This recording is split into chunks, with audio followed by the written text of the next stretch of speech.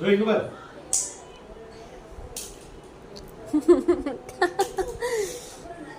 ரத்தம் வந்து ஆனா வலிக்குது.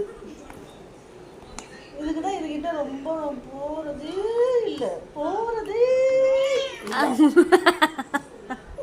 ஆமா, இது பேசாம இருந்தாலும் எங்க வந்துச்சு ரத்தம்.